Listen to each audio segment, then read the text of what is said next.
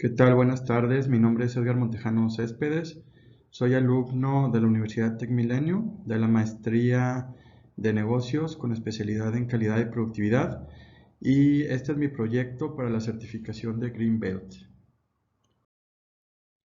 Bueno, quiero comenzar diciéndoles mi propósito de vida, el cual es ser una fuente de inspiración y de referencia para la gente que me rodea, tanto en el ámbito personal y profesional, a través del ejemplo de la toma de decisiones adecuada que influya positivamente en mi vida y que a la vez inspiren a otros a mejorar la suya. Bueno, el proyecto de certificación está basado en la metodología de IMAC, de Six Sigma, la cual tiene 5 etapas. Vamos a definir cada una de ellas y todo el trabajo que se hizo. La primera es la etapa de definición. Bueno, el proyecto está centrado en la planta HFI en San Luis Potosí, de la cual soy gerente de planeación, materiales y logística. Esta empresa es de capital americano, está dedicada a la inyección de foam, principalmente para interiores automotrices. Cuando estuve buscando qué tipo de proyecto realizar, obviamente me basé en los factores críticos de la organización, los cuales principalmente aplican a su política de calidad, la cual está basada en la entrega, en los tiempos de entrega de los clientes, la calidad obviamente que se entreguen los productos, en la mejora o la búsqueda de reducción de costos y también la cultura de la mejora continua. Una vez teniendo estas 4 premisas, busqué un proyecto que nos ayudara principalmente a ahorrar costos, a permanecer con los principios de Lean Manufacturing o resaltarlos. Y en este caso encontré uno muy bueno que se basaba en el principio de los 7 desperdicios, principalmente en 0 desperdicios. Y bueno, el proyecto principalmente está basado en los ajustes de inventario de los químicos de poliol e isocianato. Durante el lapso que se tomó en cuenta para referir este proyecto, pudimos observar que existía una gran variación en cuanto a los ajustes de inventario de los químicos. Cuando hice la investigación, pues bueno, con la coordinadora de inventarios, ella asumía que los ajustes de inventario eran menores al 2% mensual, pero no tenía ningún dato que lo avalara, simplemente me decía, no, estamos bien, la planta siempre lo ha hecho así. Cuando cuestioné a alta gerencia sobre cómo aprobaba estos ajustes, ellos me decían que, pues bueno, consideraban que la variación era menor al 2% también, que no era un gran monto para ellos y que lo veían como normal. También, pues bueno, el gerente de planta atribuía que la pérdida del químico era principalmente por la operación de las máquinas, que realmente no había mucho que hacer al respecto. Sin embargo, finanzas solamente permitía el 1% de variación respecto al inventario. Sin embargo, no había hasta ese momento nadie que estuviera vigilando o que estuviera revisando la parte de los ajustes de los químicos por esta variación.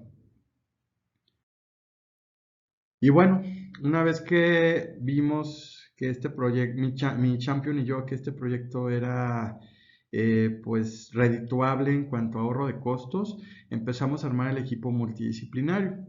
En este caso, mi champion fue el gerente de calidad, el ingeniero Ricardo Fuentes, yo fungí como el Green Belt.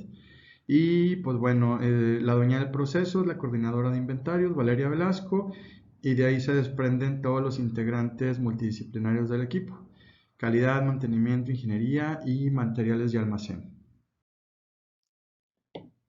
Y bueno, iniciamos primeramente identificando cuál era el problema. ¿Qué es el problema? Existen variaciones mensuales de inventario arriba del 1% en los químicos de poliol e isocianato, donde se observa el defecto geográficamente en el proceso de conteo cíclico semanal, directamente en la línea de producción. ¿Cuándo? De enero a agosto del 2020. ¿Cuánto?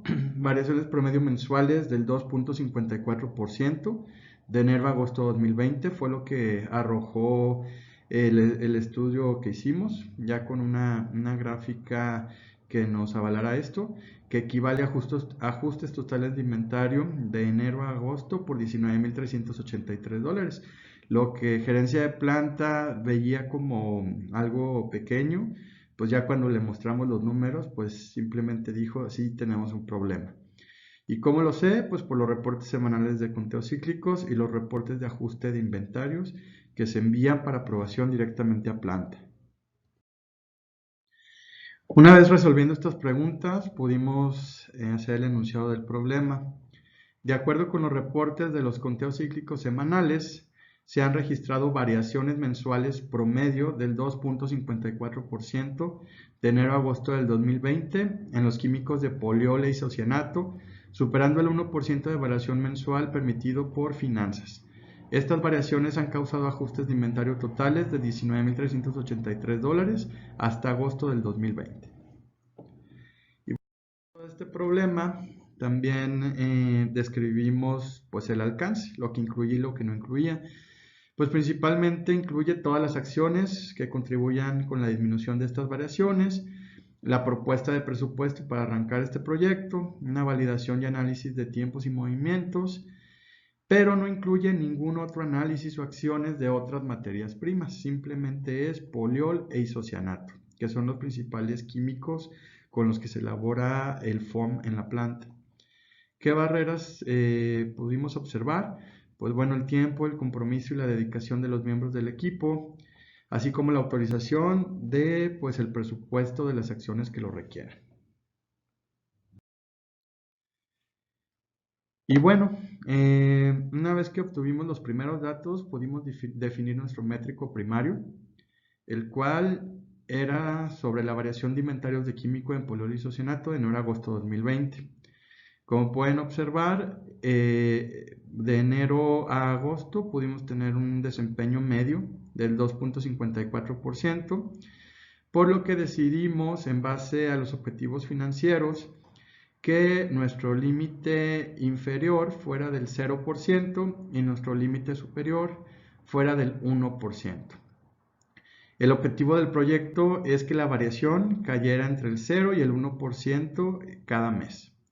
El tipo de variable que vemos aquí es continuo y bueno, la meta o declaración de objetivos es que Y sea igual a 1%, igual o menor a 1%, que equivale a un ahorro en costos por ajuste de inventarios arriba de los $17,628 anuales. Ese va a ser nuestro objetivo. Ok, entonces para entender un poco las necesidades y los requerimientos específicos de calidad, hicimos un estudio de la Casa de la Calidad o el QFD. Aquí principalmente estuvimos desarrollando todos los enunciados que requería la demanda, como ahorro de costos, entregas en tiempo, calidad correcta, la variación de inventario, 0 errores de embarque. Pero los correlacionamos respecto a las características de calidad que se necesitan, como una mezcla correcta, una especificación de dureza, químicos no contaminados, el refilado de la pieza y el peso correcto de la pieza. Después de ahí establecimos los objetivos de los límites de cada valor. Por ejemplo, en mala mezcla es de acuerdo a la receta que hay en Macola. Macola es el software o el sistema donde se carga toda esta información.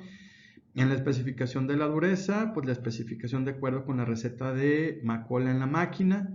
En cuanto a químico no contaminado, es la mala mezcla correcta de acuerdo a los parámetros que se tengan en la máquina. Refilado de la pieza de acuerdo a pieza máster y el peso correcto de la pieza de acuerdo al gramaje que tenga marcada la máquina. Una vez que hicimos eso, estuvimos acá ponderando los porcentajes, bueno, no los porcentajes, los valores de acuerdo a la dificultad de cada uno de estos límites para después sacar un peso relativo, el cual aquí vemos que el refilado de la pieza es el que tiene mayor peso con 30.4, seguido del peso correcto de la pieza por 19.5 y la mezcla correcta por 19.5 puntos también. Referente a la competencia, este diagrama también sirve para compararnos y podemos ver que estamos muy similares en la competencia, inclusive mejor que el competidor 2.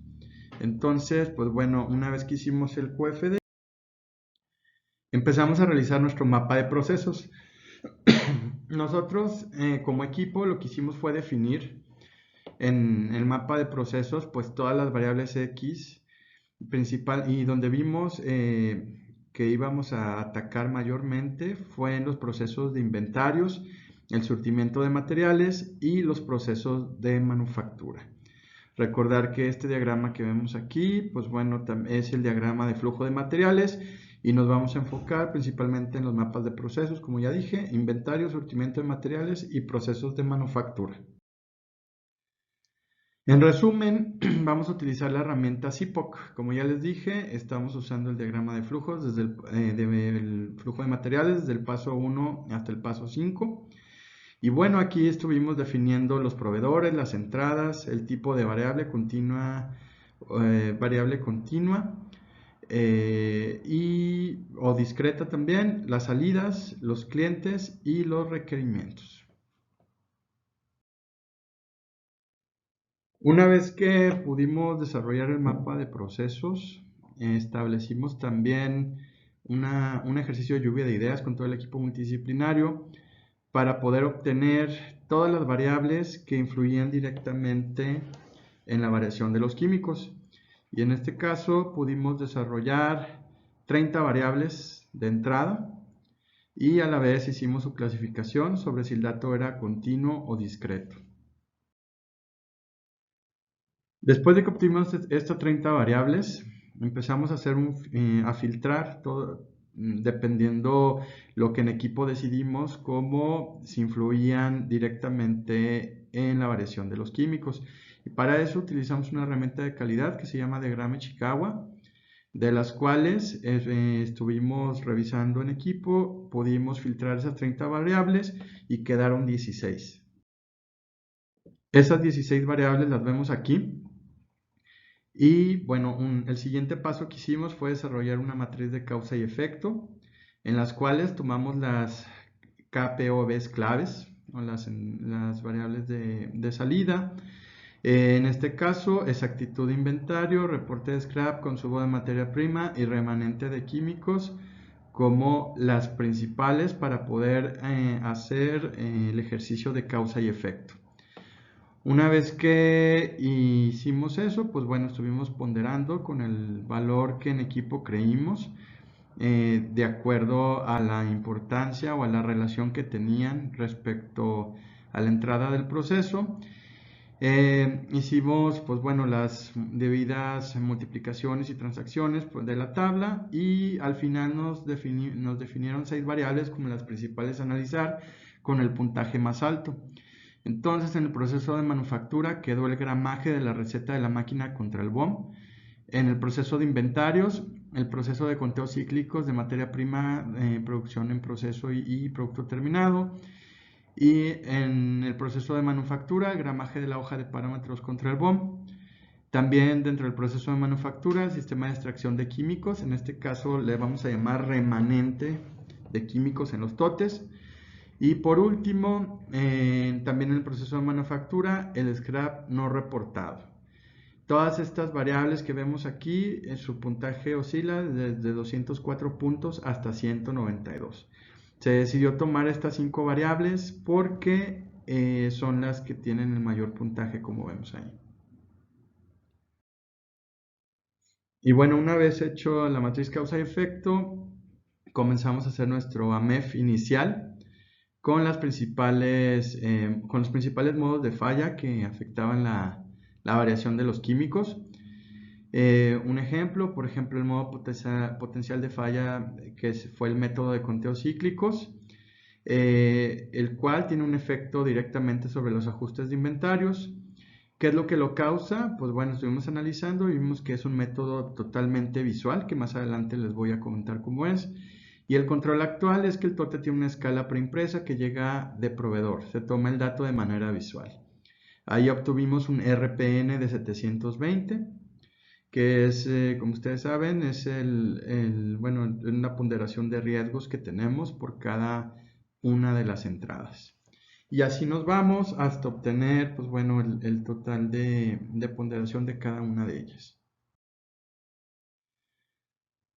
Y bueno, como ya nada más como repaso, al final nos quedaron 5 variables, las cuales van a continuar en el siguiente proceso de medición. La primera, el gramaje de receta de máquina contra BOM, es una variable continua, actualmente no se mide. Y bueno, el plan de medición va a ser medir la variación del gramaje del químico contra el BOM. Después, el siguiente, bueno, el método de conteo cíclico es actual, el cual es una variable continua. Si se mide, hay un reporte que se llama exactitud de inventarios, pero lo vamos a medir a través de un estudio R&R sobre el método actual del conteo cíclico. Después tenemos el sistema de extracción de químicos, el cual es una variable continua, no se mide actualmente, y el plan para medir es que vamos a estar haciendo pesajes para medir el remanente de material antes del cambio de tote químico. Scrap no reportado, una variable continua, no se mide actualmente, y vamos a hacer un reporte para medir la variación del reporte de scrap contra las piezas físicas. Y por último, el gramaje de la hoja de parámetros contra el BOM es una variable continua, no se mide. ¿Y cómo vamos a medirlo? A través de la medición de la variación de parámetros de la máquina contra el BOM. Y bueno, con esto concluiríamos nuestra etapa de definición. Vamos a pasar a la etapa de medición. En esta etapa, como ya les mencioné, vamos a medir las 5 variables, incluida también la variable Y, que es la variable que estamos estudiando. Ahí vamos a medir el histórico de las variaciones en conteos cíclicos de enero a agosto. Y bueno, el plan de medición ya lo mencioné anteriormente para cada una de las variables X. Aquí nada más les pongo como ejemplificación los datos las bases de datos con los cuales estuvimos obteniendo las mediciones. De estas bases de datos que les muestro, utilizamos un sitio web para el cálculo de las muestras, el cual ven ahí. De esta manera, con un nivel de confianza del 95%, un margen de error de 5 y una heterogeneidad del 50%, pudimos obtener el tamaño muestral del cual estuvimos basándonos para obtener las bases de datos que ya les mencioné. Y bueno, para comenzar el estudio de R&R, primero tuvimos que definir un gauge. La variable que vamos a estudiar aquí va a ser la medición del sistema de conteos cíclicos. Para eso, le solicitamos a 3 operadores, en este caso Valeria, Sofía y Cintia, que hicieran 3 mediciones, tres repeticiones de medición en 7 máquinas, que son las 7 máquinas que actualmente están inyectando el foam en la empresa. Con esto tuvimos un total de 126 mediciones. Utilizamos como valor alfa 0.05 y a la vez se obtuvieron 6 estudios de variación. Aquí en la imagen podemos observar esa escala preimpresa que les mencionaba anteriormente respecto a cómo se medía pues el nivel de químico que tenían los totes al momento de hacer los conteos cíclicos. Y bueno, aquí está el resultado del estudio R&R, de acuerdo al gauge que les mencioné anteriormente. Y el resultado fue una variación entre partes del 99.45%, el cual es mayor al RR total del sistema, que fue 0.55%. Y pues podemos concluir ahí que esta variación se debe principalmente a la diferencia entre las partes. Entonces realmente el resultado fue muy bueno. Eso quiere decir que no hubo una variación significativa. Y también lo podemos comprobar porque el R&R total de este estudio fue del 7.41%. Está dentro del rango del 10% y por lo cual podemos concluir que es excelente. Además de que el número de categorías distintas fue de 18 y además es mayor a 5, por lo que volvemos a concluir que actualmente es un buen sistema de medición. Y aquí vemos, por ejemplo, en las gráficas que la repetibilidad y la reproducibilidad realmente tuvieron una variación muy poco significativa. Realmente la variación estuvo de parte a parte, pero ya en porcentaje fue muy pequeña. Entonces realmente el resultado fue bueno. Y bueno, continuando con el estudio de la variable Y, lo primero que hicimos fue hacer la prueba de normalidad. Utilizamos el software Minitab, donde ingresamos los datos y el resultado fue el siguiente. Tuvimos un p-value mayor a 0.05, el p-value fue de 0.129. Podemos ver también que no hay datos atípicos, no nos marca ninguno con asterisco. Una variación media promedio de 189.7 libras. Está negativo porque es pérdida, lo pusimos en negativo. La desviación estándar es de 84.76. Y pues bueno, ahí vemos valores de media, mediana y desviación estándar, que también pues bueno, podemos observar que los datos son normales. Una vez que comprobamos la normalidad de los datos, comenzamos a hacer el estudio de habilidad para la variable y.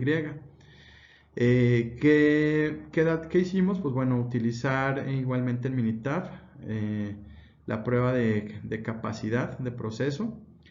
Y al hacerlo con los datos obtuvimos un valor CP de 1.10 contra 1.33, lo cual esto marca que no es aceptable. 1.33 es el valor promedio de aceptabilidad para que un proceso se pueda decir que es aceptable. El valor CPK también vimos que no era igual a CP, por lo que se puede decir que el proceso pues no está centrado, ¿no? Y se ve prácticamente aquí en la gráfica. El valor PPK, 0.21, lo cual nos muestra que la capacidad a largo plazo del proceso no cumple con los requisitos. Y tenemos también un valor de PPK menor al valor de CPK, lo que significa que podría mejorar si se eliminaran pues las fuentes adicionales de variación, que en este caso pues van a ser las X.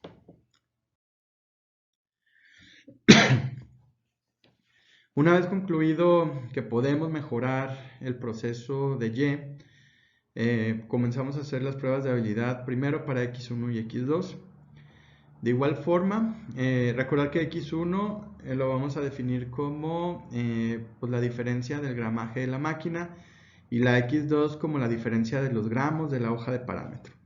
Al ingresar los datos vemos que los valores de CP y CPK de ambas variables son mayores a 1.33, lo que significa que se encuentran satisfactoriamente dentro de las especificaciones permitidas.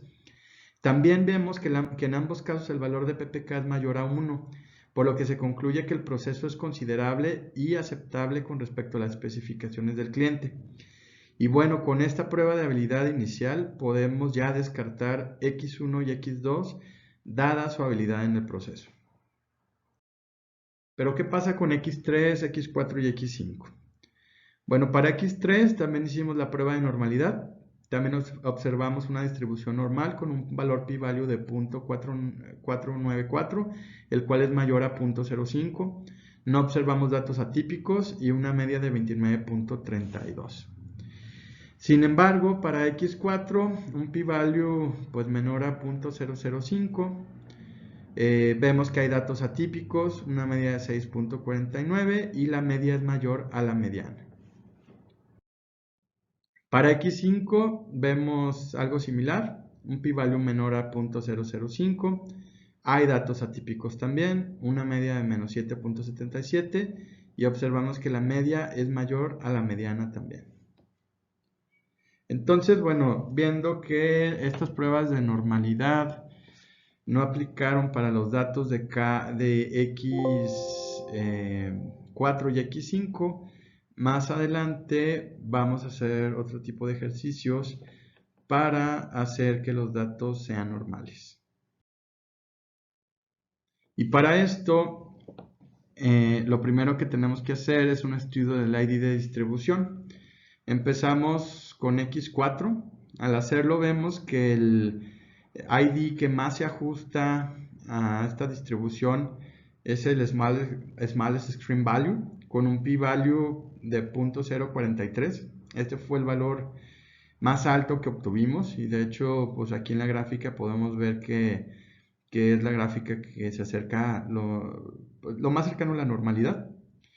En cambio en X5 nos dio un ID de distribución para el modelo Johnson Transformation con un p-value de 0.197 y de igual forma aquí en la gráfica podemos ver cómo con este modelo se acercan más a lo que viene siendo normal. Sin embargo, para X4 tuvimos que hacer una transformación de datos debido a que el p-value pues era menor a 0.05. Entonces lo que hicimos fue hacer una transformación directamente en Minitab para hacer que los datos se hicieran lo más normales posibles y obtuvimos un nuevo p-value con un valor de 0.092. X5 pues ya nos daban los datos directamente en Johnson Transformation y el valor p-value pues es de 0.197. Para ambos casos volvimos a hacer la prueba de habilidad para ver qué tanto había mejorado el proceso y pues bueno, al hacer la transformación por Johnson Transformation se observa que los valores de PPK mejoran a 1.76 y el valor de CPK a 2.26. Lo mismo para X5, hay una mejora ya que los valores de PPK se van hasta 1.86. Sin embargo, a pesar de que en las pruebas de habilidad, una vez transformados los datos, nos muestran valores por encima de 1.33, el equipo de trabajo decidió no descartar estas dos variables, ya que al inicio del proyecto vimos que pues prácticamente pues no eran, o sea, los datos eran representativos para estudio, entonces más adelante los vamos a correlacionar. Y bueno, la siguiente etapa, la etapa 3, es la etapa de análisis. Aquí lo primero que hicimos, como ya se había dicho, fue descartar a través de un Ichikawa los procesos que cumplían satisfactoriamente las especificaciones del cliente según las pruebas de CPS, PK y PPK, los cuales fueron X1 y X2, ya están descartados. Sin embargo, vamos a seguir trabajando con X3, X4 y X5 por las pruebas de habilidad previas que hicimos y además hay una alta probabilidad de cometer error tipo 2. Vamos a iniciar con el análisis estadístico de la variable y. Primero sacamos los datos los datos básicos estadísticos, los cuales nos muestran una media de 379.4 libras y una desviación estándar de 142 libras. Aquí podemos ver en los gráficos que pues tenemos tres datos que se salen de los rangos. Sin embargo, los demás datos pues hay mucha variación por lo que se observa. Entonces, esto nos dice que el proceso puede mejorar.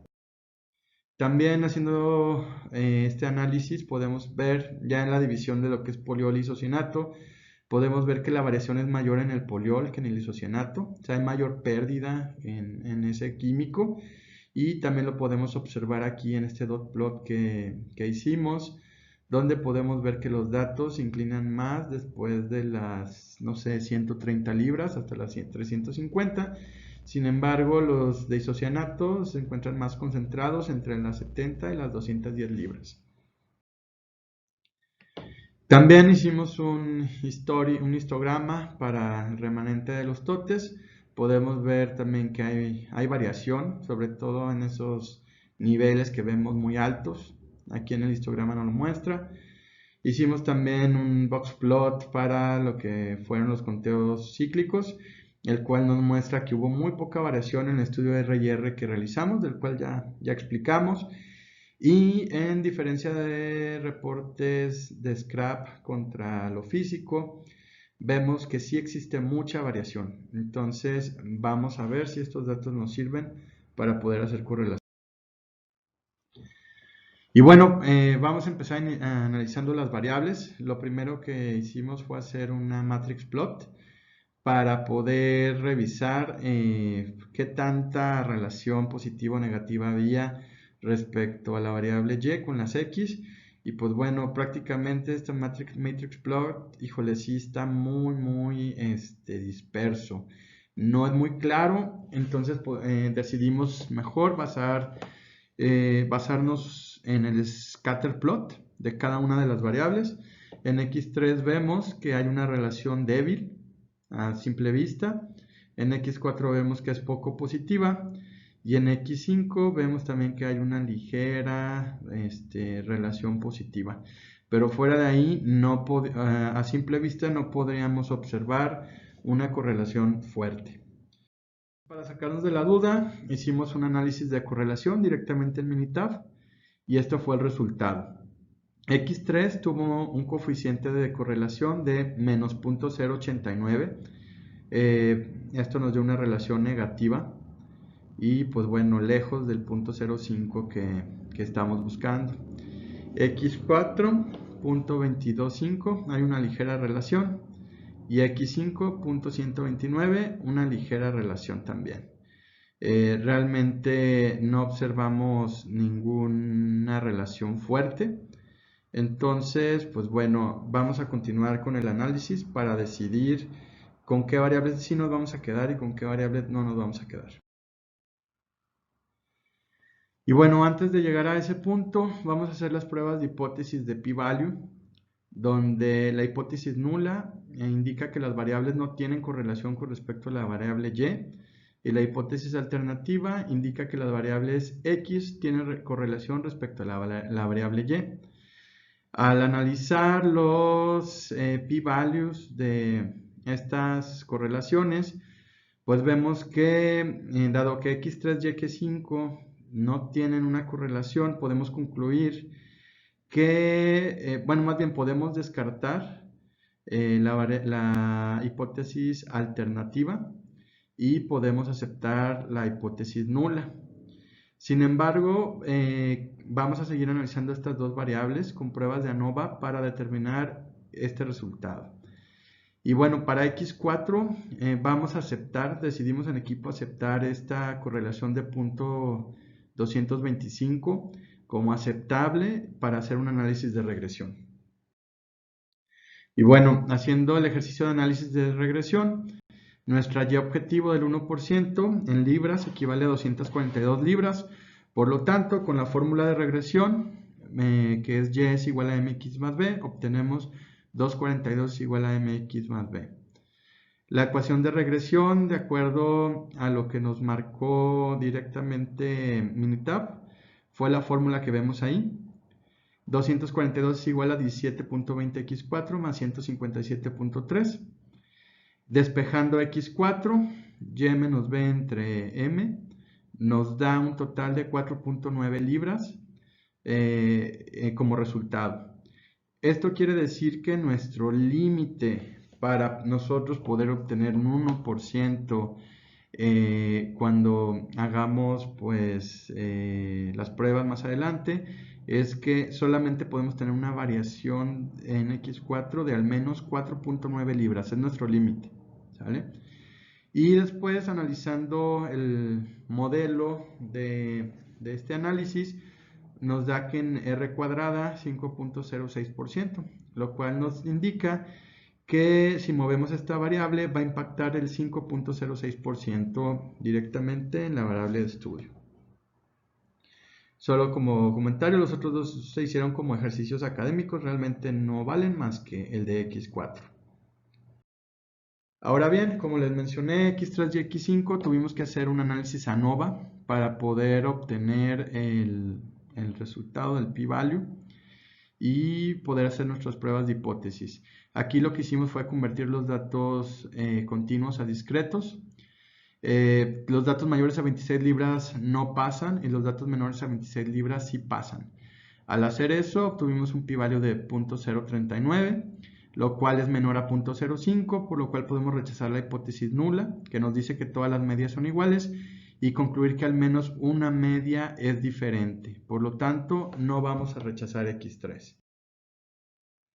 Al hacer la prueba de análisis de Tukey, vemos que los resultados para ambos factores pertenecen a diferentes grupos y también la gráfica muestra que en el intervalo de confianza no se incluye el 0, por lo que se concluye que las diferencias son estadísticamente significativas. Para la X5 igual convertimos de datos continuos a discretos, mayores a 10 errores no pasa, menores a 10 errores pasa. Obtuvimos un p-value de 0.014, es menor a 0.05, por lo cual es el mismo resultado. No vamos a rechazar la hipótesis nula y vamos a concluir que al menos una de las medias es diferente.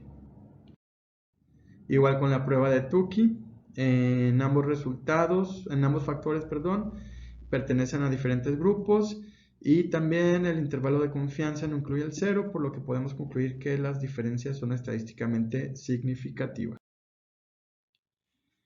Y bueno, tuvimos también que hacer un análisis causa-raíz para determinar si era un problema puntual o un problema sistémico. En ambos casos escogimos el análisis de 5 porqués y concluimos que en ambos casos es un problema sistémico, ya que actualmente no existe pues ningún dato o alguna variable que demuestre que existe un sistema que pueda resolver estos dos casos. Entonces, ahí pusimos también las contramedidas que pueden revisar ya en mi proyecto, con el cual lo que queremos es reducir este problema sistémico directamente en la planta. Y bueno, para concluir el análisis, definimos cuáles son las variables críticas. De las 5 variables nos vamos a quedar con 3. El remanente de químicos, que la definimos como X3, es un tipo de variable discreto. Usamos la herramienta ANOVA para determinarlo. Elegimos la hipótesis alternativa, al menos una medida diferente, con un valor de p-value de 0.039. Elegimos el 5 porqués para determinar la causa raíz, por lo tanto no lo vamos a descartar ya que es un problema sistémico. La X4, el método actual de conteos cíclicos, es un tipo de variable continua. Elegimos la herramienta de correlación, elegimos la hipótesis alternativa también, hay correlación. .225 fue el p-value y en el análisis de regresión el valor de X4 fue de 4.9 libras. No lo vamos a descartar porque existe correlación. Y por último, el reporte de scrap como X5, una variable discreta, elegimos ANOVA, al menos una media diferente como la hipótesis alternativa, .014 como p-value, 5 porqués el método y no lo vamos a descartar por ser un problema sistémico. Vamos a ver qué hicimos. Lo primero que hicimos fue elaborar una matriz de POC con diversas soluciones, posibles soluciones, para resolver pues cada una de las variables. Aquí, bueno, las tres soluciones están basadas en vaciar los totes, en realizar el método de conteos cíclicos con una escala y en realizar auditorías y capacitaciones de scrap. Hicimos varios ejercicios, bueno, más bien determinamos varios ejercicios, pero antes de eso tuvimos que analizar cuáles eran las soluciones que iban a aplicar para poder comenzar con la implementación. Y bueno, pudimos observar que en la matriz de POG vamos a elegir las tres soluciones para continuar con los experimentos. Entonces, en el DOE que hicimos fue un experimento de 2 niveles y 3 factores. Los factores o variables que ya les mencioné venían de la matriz directamente de POG, remanente en totes, el nuevo método de conteos cíclicos con escala y hacer auditorías de reportes de scrap. Estuvimos haciendo 2 niveles dependiendo qué tipo de factor existía. Por ejemplo, remanente de totes sin hacer vaciado el remanente y haciendo el vaciado. Conteos cíclicos con método anterior, con método actual y reportes de scrap sin hacer la auditoría y realizando la auditoría y la capacitación. Después metimos estos datos directamente en Minitab para obtener el orden y una matriz para que nos dijera qué tipos de experimentos íbamos a hacer y cuántos experimentos íbamos a hacer por cada uno de estos factores. Y al realizarlos directamente, aquí podemos ver algunas fotos. Por ejemplo, para el remanente de totes, para experimentar un vaciado óptimo, colocamos slingas directamente en las uñas del montacargas para poder sostener el tote y que el montacargas pueda obtener un grado de inclinación correcto. Para el método de conteos cíclicos, experimentamos con una regleta donde se pone una escala impresa. Esta escala fue certificada por el metrólogo de laboratorio. Como podemos ver ahí, estuvimos pues rayando el tote dependiendo del nivel en el cual la escala nos daba. Y por último, hicimos auditorías de reportes de scrap contra pizarrones de producción. Esto experimentamos haciendo auditorías aleatorias en la línea de producción. Le pedimos a los filtros que no tiraran el scrap de las PLs que se indicaron para auditar. Después comparamos las piezas físicas contra el scrap apuntado en el pizarrón. ¿Y cuál fue el resultado de estos experimentos? Pues bueno, de acuerdo a la información que ingresamos directamente en Minitab, pudimos observar que eran estadísticamente significativos, ya que alfa era igual a 0.05. La influencia más grande es en el remanente de los totes. Si se fijan ahí en el Pareto, la letra A fue el que tuvo más influencia. Y el que menos efecto tuvo fue la interacción del nuevo método de conteos cíclicos con las auditorías de scrap, que fue el BC. Después podemos ver ahí que el modelo que mejor se ajusta a los datos es R cuadrada, con 100%. Y pues bueno, al revisar la optimización de las soluciones, el cual el objetivo fue minimizar la pérdida de químico, pudimos observar que la configuración óptima fue el modelo 1-1-1. Es decir, vamos a llevar a cabo las tres soluciones propuestas para que tengamos un pronóstico de pérdida de químico de 114 libras. Estas 114 libras, recordar que es menor al pronóstico de 200, bueno, al objetivo de 242 libras, lo que estadísticamente pues augura que vamos a tener un buen resultado. Después desarrollamos el plan de implementación en las 6 semanas que duró el proyecto. En las 3X pusimos varias actividades con el fin de realizar la implementación. Si quieren ver más detalle, directamente revisar, para pasar después a la etapa de control. Una vez que pudimos obtener las aprobaciones de RFQs de lo que se tenía que comprar, como un dispositivo para el vaciado de totes, esto con el fin de darle más seguridad al montacarguista al momento de hacer el proceso, la compra de una regleta para la medición de los niveles de los químicos directamente en los totes, y una vez que se realizaron las auditorías de scrap, se empezó a hacer algo sistemático donde nos enviaban este reporte todos los lunes. Y bueno, también pudimos configurar el mapa de procesos con estas nuevas implementaciones.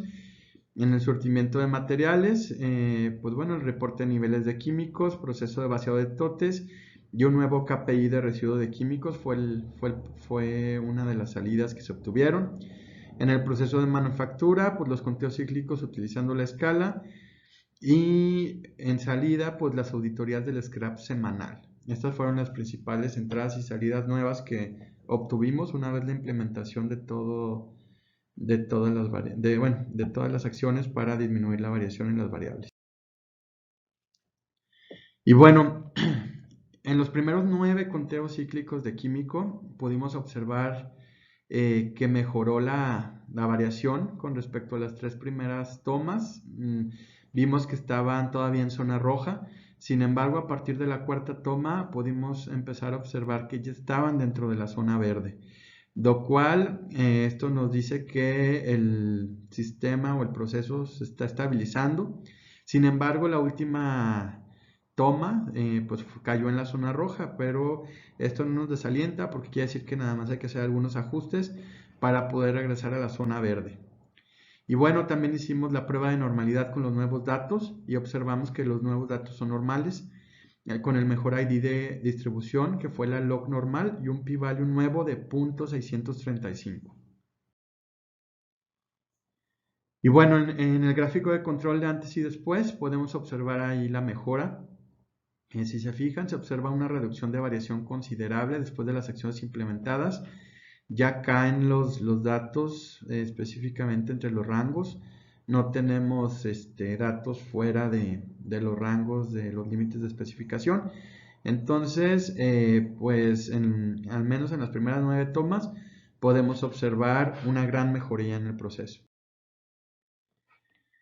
Y bueno, también la prueba de fuego, como me dicen, que fue la prueba de habilidad, el antes y el después, podemos observar que el proceso mejoró de un CP de 1.14 a un CPK de menos 0.594 y de un PP de 0.570 y un PPK de 0.295 a un CP de 4.6 y un CPK de 0.817, un PP de 1.912 y un PPK de 0.339, por lo cual podemos concluir que el proceso ya es muy hábil después de todas las acciones que implementamos. Y bueno, este es nuestro plan de control que desarrollamos para cada una de las acciones. Rápidamente, por ejemplo, en el vaciado de remanente de químicos, lo que hicimos es que si el remanente es mayor a 10 libras, hay que avisar al supervisor. El supervisor va a corroborar pesaje y si es mayor, hay que repetir el vaciado. En el método de conteos cíclicos, la coordinadora de inventarios hará 3 muestreos cada vez que se haga conteo cíclico para verificar la medición. Si hay variación, se tiene que volver a hacer. Y en la auditoría de reportes de scrap contra pizarrón, bueno, hicimos una tabla para que el filtro avise inmediatamente al supervisor. Bueno, también se hicieron juntas con las filtros, que son las que hacen estos reportes. Se revisaron sus últimos 5 reportes y se compararon. Adicional, se habló con ellas de que se pondrán sanciones en caso de que haya diferencias grandes en reportes y pizarrones de scrap. Y bueno, con todas estas acciones también nuestro AMEF cambió. Los controles actuales ya permiten una reducción en los RPNs, por ejemplo, en el modo de falla potencial de la contabilización de los niveles de químico visualmente. Ahora el control actual es que la escala predeterminada nos ayuda a tener una mayor exactitud en la medición, por lo que el RPN se redujo de 720 puntos a 540. Para el modo de falla de remanente en totes, con el nuevo control del vaciado de totes en cada cambio de químico para utilización del 100% de materia prima, se redujo un RPN de 600 a 400 puntos. Y por último, el reporte de piezas de más o de menos en reporte de scrap con falla potencial, con un nuevo control de auditorías continuas semanales de reportes de scrap contra piezas físicas, pudimos reducir el RPN de 600 a 400 puntos. Y para finalizar, bueno, podemos observar los ahorros del proyecto. Teníamos una proyección mensual de $2,164. Al día 23 de noviembre ya pudimos observar un ahorro de $774.74, lo cual es pues un poquito más de, bueno, casi la mitad del ahorro proyectado. Sin embargo, todavía faltan algunas mediciones para concluir el mes. Y pues bueno, el ahorro proyectado al cierre de noviembre es ya con lo que estamos haciendo en acciones, es de 2,169.27. Este ahorro ya fue corroborado por la empresa, inclusive aquí quise poner la carta de aceptación del proyecto, donde ya estamos mencionando ese ahorro, y adicional que la variación disminuyó del 2.54% promedio que traíamos. Al 23 de noviembre ya estábamos en 0.6%, lo cual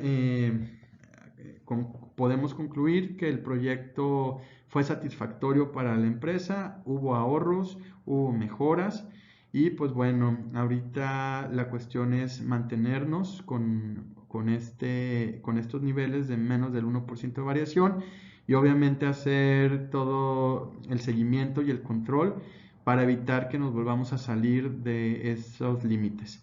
Entonces, pues bueno, eso fue todo por mi parte. Espero que el proyecto haya cumplido las expectativas. Quiero agradecer a mi profesor y a mis compañeros que también me estuvieron asesorando. Y pues bueno, mi nombre es Edgar Montejano. Cualquier duda, directamente en la presentación está mi teléfono celular. O bien me pueden escribir a mi correo edmon83@hotmail.com. Muchas gracias.